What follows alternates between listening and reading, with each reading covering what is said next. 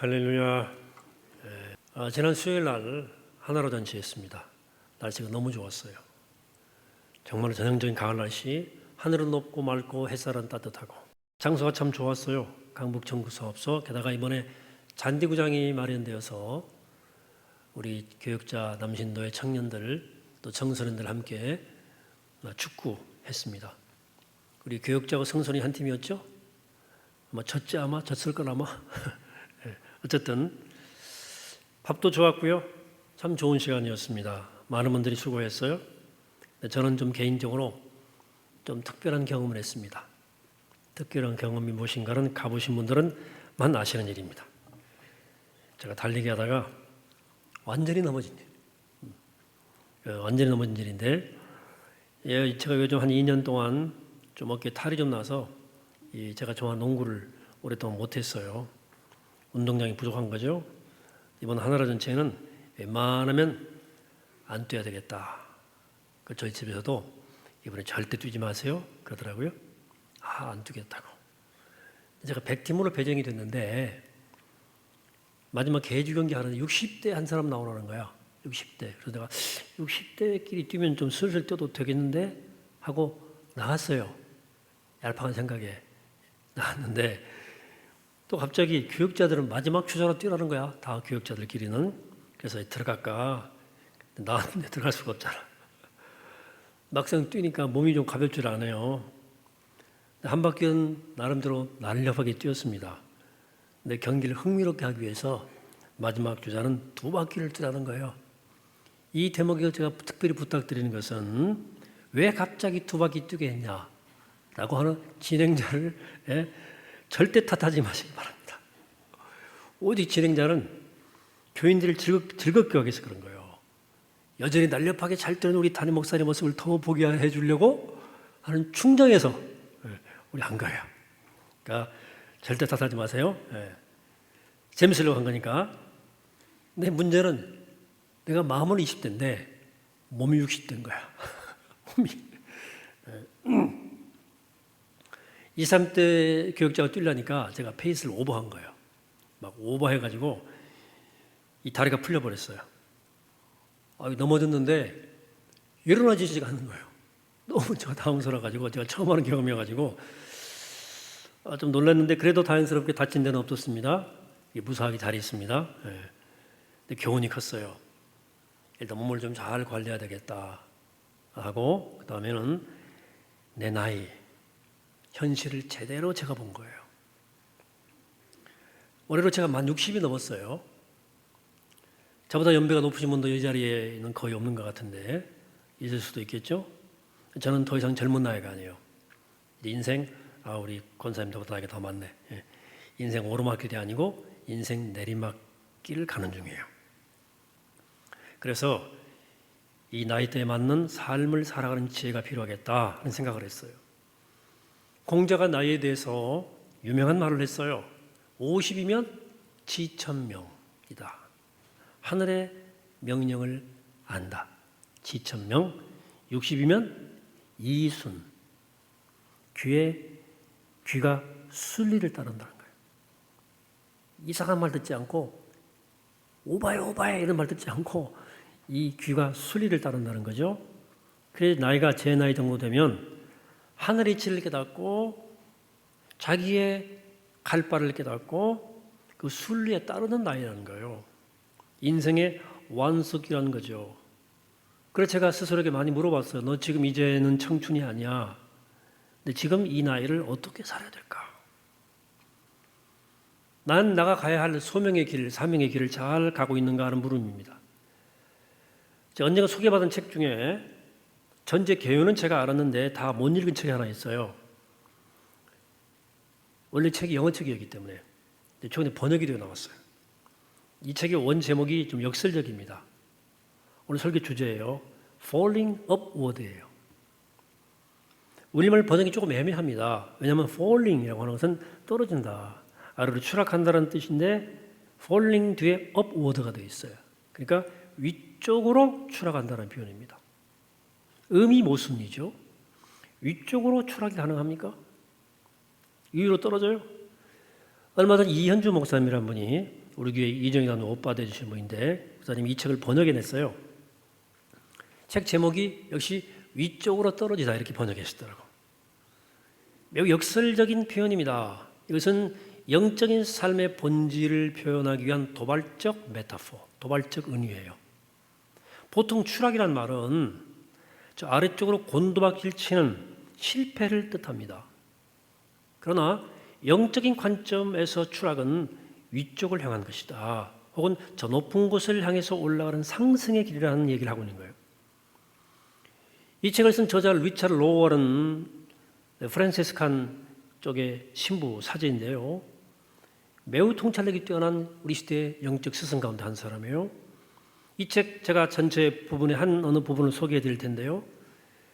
리차드 로우가 칼 융의 개념을 빌려서 인생을 first half of life, 전반기와 second half of life, 후반기로 나누어서 설명해요.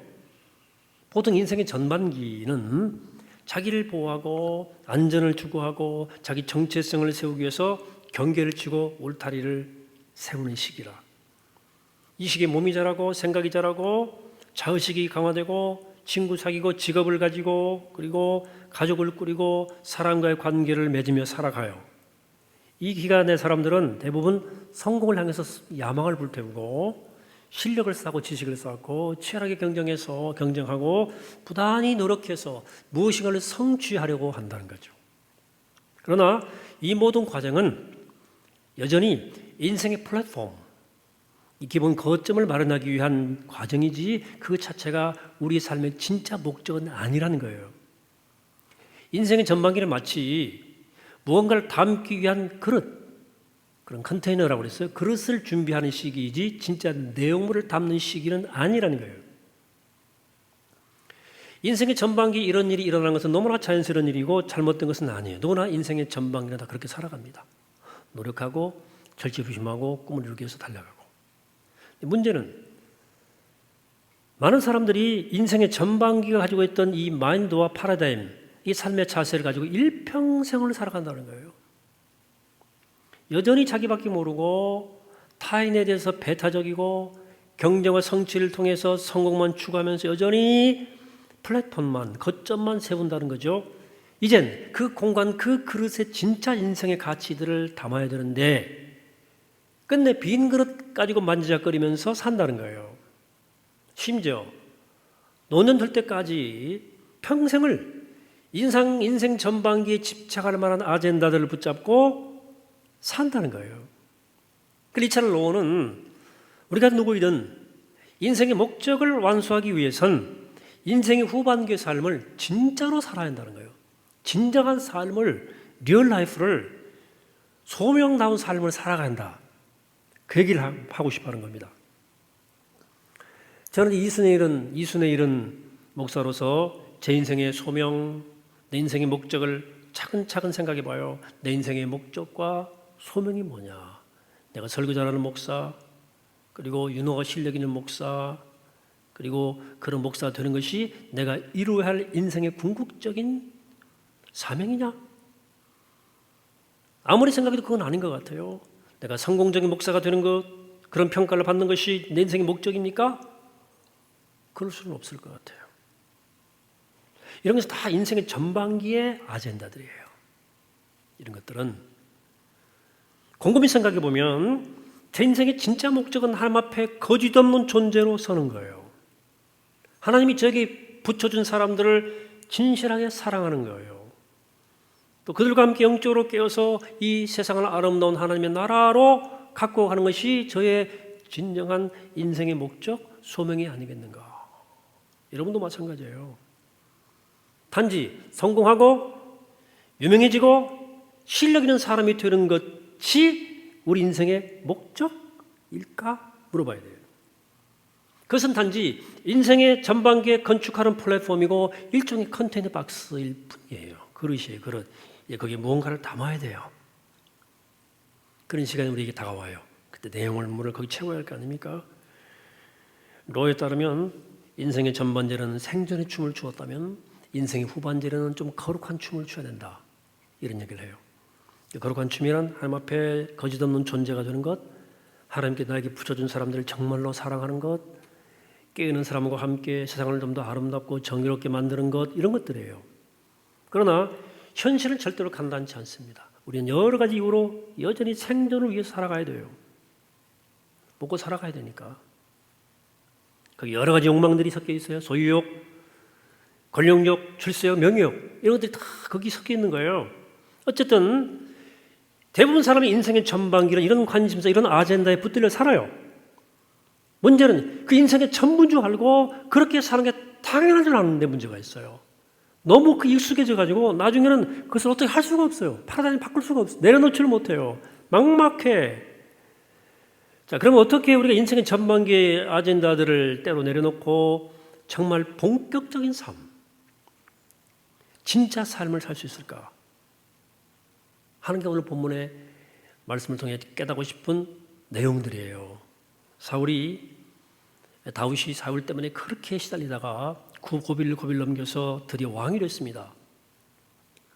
이세 막내 아들로 목동이던 양이나 치던 그 심부름하던 사람이 아무도 주목받지 못했지만 그 사람이 왕이 된 거예요. 그래서 왕이 되니까 12지파의 지파들 하나로 묶었습니다. 그리고 예루살렘을 수도로 정하고 블레셋, 평생 괴롭히는 민족을 굴복시키고 정수국으로 만들고, 그리고 그동안 제사장 집에 두었던 하나님의 교회를 예루살렘으로 옮겨옵니다. 이렇게 왕이 되고 나라를 다스릴 준비를 잘 마치자 다윗에게 그제서야 마음에 한 가지가 걸렸어요. 나는 백향목으로 지은 이 왕궁에 이렇게 잘 사는데 하나님의 법궤는 아직도 그 출애굽 시절에 사용했던 임시천막 안에 있다는 사실이 떠오른 거예요. 하나님의 교회는 곧 하나님의 임재를 뜻하는데 다윗으로서는 그 하나님의 초라한 임시천막이 모신다는 것이 죄책감을 느낀 거예요.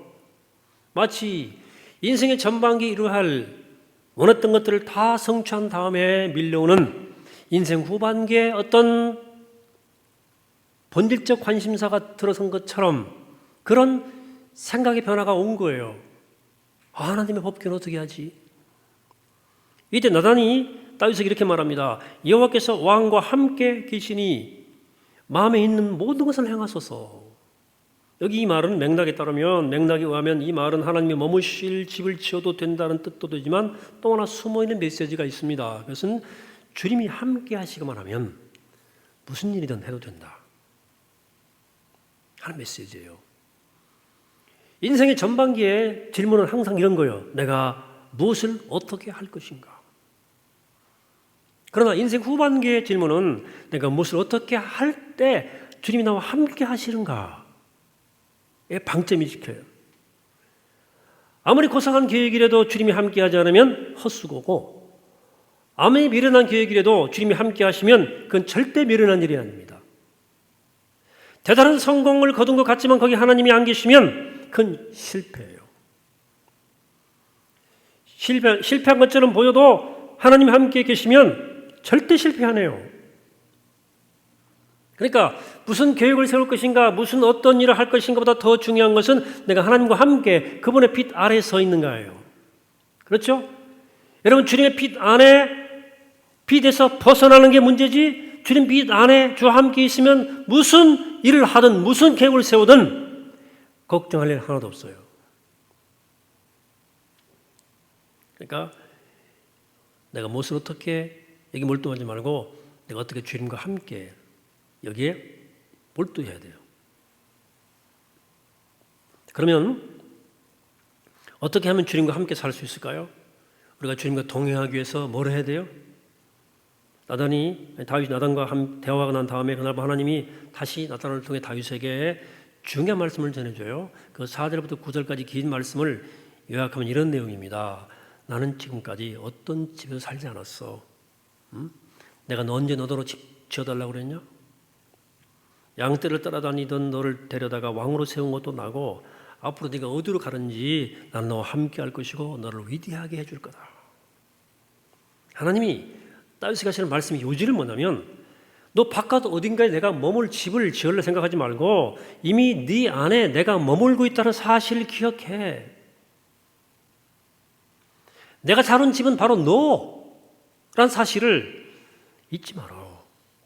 한마디로 너는 내가 사는 집이야, 네가. 안 그래요. 그런 맛이에요. 그러므로 우리가 주님과 함께 살기 위해서 해야 할 일은 어떤 특단의 방법과 비책과 노하우를 찾는 것이 아니라 내가 바로 주님이 머무는 집이라는 사실을 자각하고 깨달아 아는 거예요. 하나님이 머무시는 곳 따로 있는 게 아니고 내 삶이 하나님이 머무시는 현장이에요. 그런데 하나님과 함께 살기 위한 원칙이 하나 있어요. 하나님이 우리 안에 계시다는 사실을 머리로 안다고 해서 하나님과의 관계가 저절로 시작되지 않아요. 반드시 그 사실에 대한 내 쪽에서의 구체적 응답이 있어야 돼요. 구약은 하나님과 이스라엘의 관계를 계약 관계로 설명해요. 이유가 있어요. 하나님과의 관계는 쌍방의 의무와 책임이 있어요. 계약이에요. 하나님의 의무, 하나님이 하실 일은 우리를 사랑하시는 거예요. 하나님이 하실 일이에요. 우리가 할 일은 그 사랑을 깨닫는 거예요. 그 사랑을 받아들이고 그 사랑 안에 사는 거예요. 그러니까 하나님을 사랑한다는 것은 나를 사랑하시는 하나님의 사랑을 알고 그 사랑 안에서 사는 걸 뜻해요. 그래야 하나님과 이 사랑의 계약 관계가 지속이 되는 거예요. 따라서 내가 하나님의 집이고 내 안에 하나님이 머무신다는 사실을 자꾸 의식하고 몸소 경험해야 돼요. 그래서 하나님과 함께 살아가는 것이 실제가 돼야 돼요. 하나님과 함께 살아가는 것이 머리에만 있는 어떤 개념으로 머물러 있으면 실제가 안 되면 여러분들은 계속 인생 전반기만 살고 뜬구름 잡는 거예요. 인생을 정말로 여러분 인생의 후반기에 인생의 내용을 채우려면 이 신앙의 실제, 하나님과 함께하는 구체적 삶이 있어야 돼요. 제가 앞서서 내가 설교 잘하는 목사, 실력 있는 목사, 또 성령의 목사가 되는 것이 내 인생의 목적 될 수 없다 그랬어요. 제가 목회에 게으르고 설교를 대충 하겠다 하는 얘기가 아니고 그게 본질이 아니니까 좀 더 궁극적인 것에 붙들고 싶다는 뜻이죠. 여러분들 그런 갈망이 있을 거예요. 여러분들 우리가 유명해지면 좋지만 여러분 인생이 유명해지려고 사는 겁니까? 그렇지 않지 않습니까? 돈 벌어야 해요. 그러나 오직 돈 벌려고 그래 살아남으려고 우리가 이 땅에 태어난 거예요?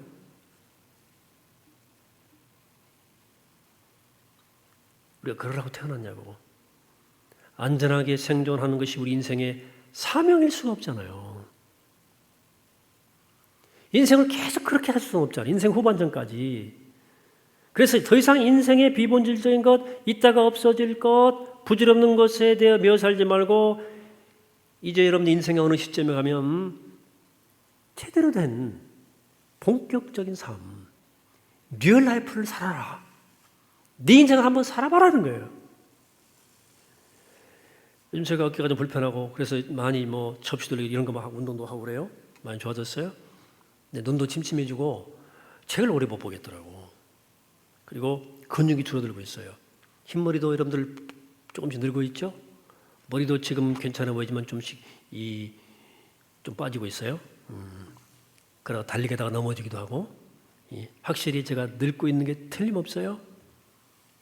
근데 저는 솔직히 말씀드리면 내려가는 길이 싫지만은 않아요. 야, 정말 내 인생에 정말 좋은 때가 왔다. 영적으로 정말 집중이 잘 돼요. 제가 좀 산만했거든요, 사실은. 생각도 많고. 근데 이게 사람이 육체의 힘이 빠지니까 영적인 삶이 집중할 수 있는 그 가능성이 높아졌어요. 내가 지금 지어온 내 인생의 플랫폼이 있어요. 내 담임 목사님 위치가 있고 자리가 있고 내가 만들어 놓은 건축 이 구조물이 있잖아요. 그릇 있잖아요. 이번에는 또 부총회장 됐네. 이런 것들 이 플랫폼에 진짜 무엇을 담을 수 있는 때가 온 거예요. 정말 때가 온 거예요, 나의 일은. 제대로 한번 해볼. 여러분 깊어가는 가을 만추의 계절 갈색으로 몰든 그 가을 길이 얼마나 아름답습니까? 그 길이 내리막길입니까? 폴링하는, 추락하는 길입니까? 아니요, 업워드예요. 높은 곳을 향해서 올라가는 길이다. 혹시 여기 인생 후반기를 살아갈 분들 몇 분 있네 보니까 50 넘은 후반기입니다.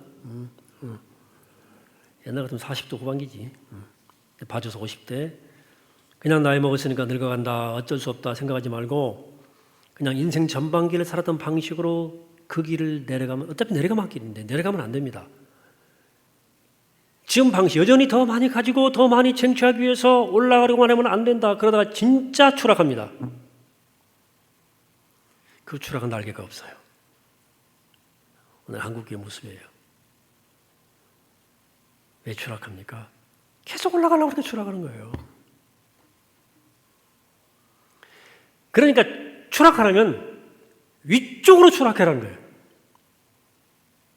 Falling upward, 위쪽으로 떨어져라. 무슨 말이에요? 내려가는 길을 내려가되 더 높은 경지로 내려가라. 사랑하고 섬겨라. 사랑하고 섬기는 건 낮아지는 것입니다. 내려가는 거죠. 그러나 그 자리 영적으로 높은 곳이에요. 영적으로는 높은 곳으로 내려가는 거예요. 여러분 이 역설을 아시겠어요? 이 파라독스예요. 신앙은 높은 곳으로 내려가는 거예요. 여러분 그러니까 세월이 흐를수록 자신을 나이 들수록 정말 잘 돌아봐야 돼요. 거짓차로 살지 마세요. 진짜 나로 살아봐야 돼요. 진짜 나로 살아봐야 돼요. 하나님을 더 의지하고 기도할 줄 알아야 돼요. 이게 안 되면 기도를 모르는 거예요. 이게 안 되면 기도 못해요, 여러분들. 욕망 기도 아니에요.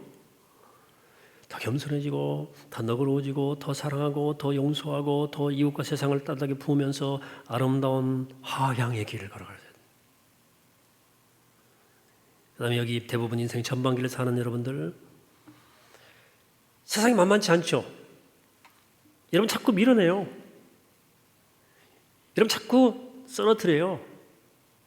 어려움으로 몰아가도 두려워하거나 좌절하지 마세요. 기도하는 법을 배울 때요. 그때는 주님을 의지하는 법을 배울 때예요. 배우면 돼요. 부질없는 거품, 야망 내려놓고 바른 것, 진정한 것을 추구하려고 노력해보세요. 인생에 정말 가치 있는 것이 무엇인지를 찾아보세요. 넘어질 수 있습니다, 여러분들. 잘 넘어지면 돼요. 때로 시험 떨어져요. 추락할 수 있어요. 잘 추락하면 돼요. 여러분 인생의 젊은 날, 인생 전반기에 넘어진 것이 인생 후반기에 내려가는 길목에 얼마나 큰 힘이 되는 줄 아십니까? 인생의 고난은 여러분 인생 후반기에 정말 좋은 스승이 되는 거예요. 전반기의 고난 두려워하지 마세요. 잘 떨어지면 된다니까. 아래로 떨어진 사람들이 위로 올라갈 수 있고 그렇게 된 사람이 위로 올라가서 그 위를 오용하지 않아요. 그 신앙의 내공이에요. 위로 추락하는 거예요. 오늘 저에게 이만큼이라도 겸손한 구석이 있다면 그건 전적으로 제 인생 전반기에 넘어지고 추락했던 쓰라린 경험 때문에 그런 거예요. 그 질병과 실패의 경험 때문에 그런 거예요. 그리고 어떤 의미에서 인생 전반전에 실패와 몰락을 경험한 사람의 후반전이 더욱더 튼튼하고 안전합니다. 고난당하는 것이 내게 유익이라는 시편의 말씀은 진리예요. 옛 어른들이 젊어서 고생은 사사한다는 말도 진리예요. 그 실패와 좌절이 여러분들 인생을 점점 단단하게 만들어줄 겁니다. 여러분 인생의 전반전에 한 번도 추락을 경험하지 못한 사람, 실패를 경험하지 못한 사람 위험해요. 인생 후반전에 정말 넘어지면 못 일어납니다. 그때는 정말 추락해버려요. 그럼 여러분 젊은 날 아래로 떨어지는 거 두려워하지 마세요. 성경 전체가 계속되는 메시지가 성경에서 계속 이 고장난 레코드처럼 365번 나오는 말씀이 있어요. 두려워하지 말라는 거예요. 두려워하지 말라, 두려워하지 말라. 내가 너와 함께하면 두려워하지 말라. 여러분, 하나님은 그 어려움을 통해서 여러분들을 정금처럼 빚어가실 것입니다.